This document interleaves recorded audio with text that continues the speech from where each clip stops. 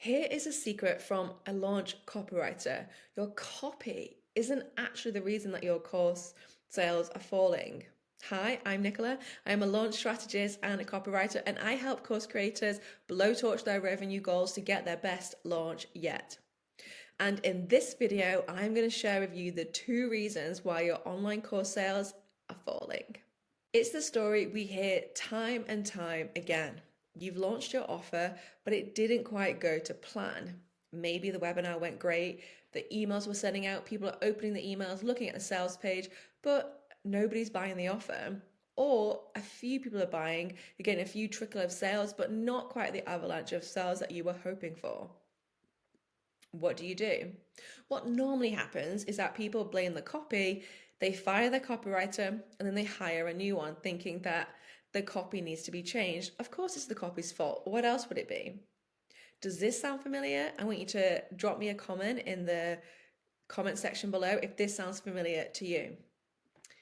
So, the 2 reasons why your course sales are falling is because you do not have a plan to get traffic into your funnel.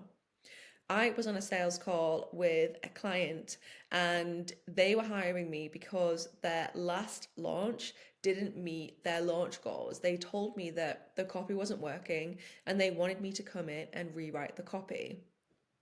So I do what I always do first, and that is look at the metrics because the data never lies, and the data will tell you where your offer and where your customers or wannabe customers are falling out of the funnel. What the data told me was that her sales page was converting at 4.3%, which, if you don't know, is really bloody good.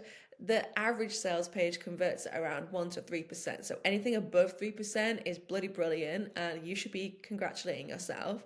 So I told this client that, your sales page is actually converting, and what the issue was and why you didn't meet your launch goal, it's not because your launch goal was unrealistic. No, it was actually, doable. What happened was there wasn't a plan to get people into the funnel.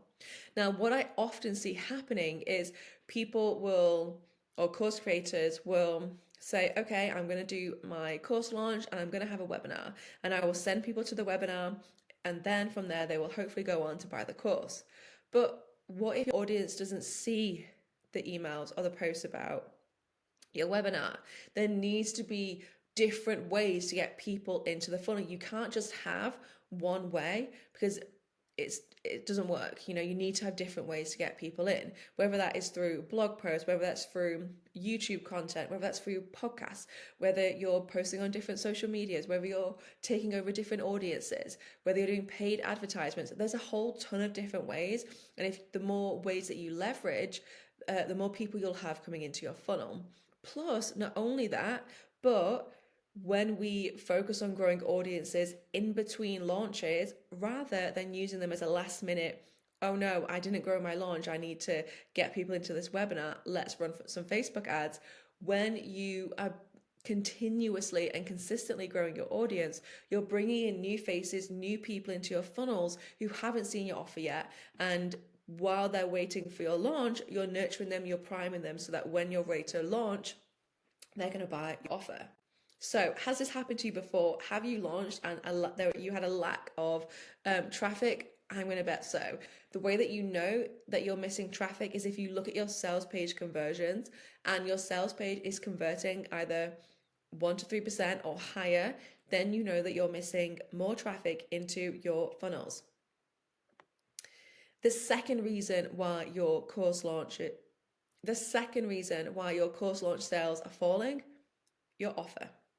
Your offer isn't meeting the expectations of your audience, whether it's not solving the right problem that they want to be solved, or whether the actual content inside isn't meeting expectations. Think about it. Let's say you wanted to read a book and you pick up the book, you haven't read this author before, but you've read the blurb on the back, you've looked at the packaging of the book, and it sounds interesting. That is your copy, okay? If you get inside the book and the blurb, aka the copy, doesn't match what's inside the book when you're reading it, you're not going to finish that book. You're probably going to ask for a refund if you can. Remember, this is an analogy. And third, you are probably never going to buy from that author ever again. This is exactly the same as your offers.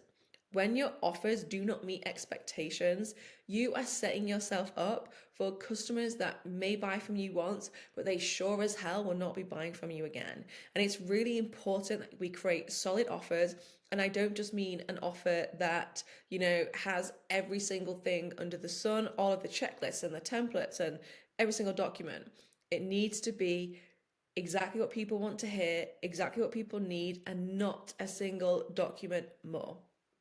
Now, if you want to see if you can fix your offer, I am giving away a free Fix Your Offer checklist where you can tick off and see how compelling your offer is. In the meantime, if you like this video, don't forget to hit the subscribe button.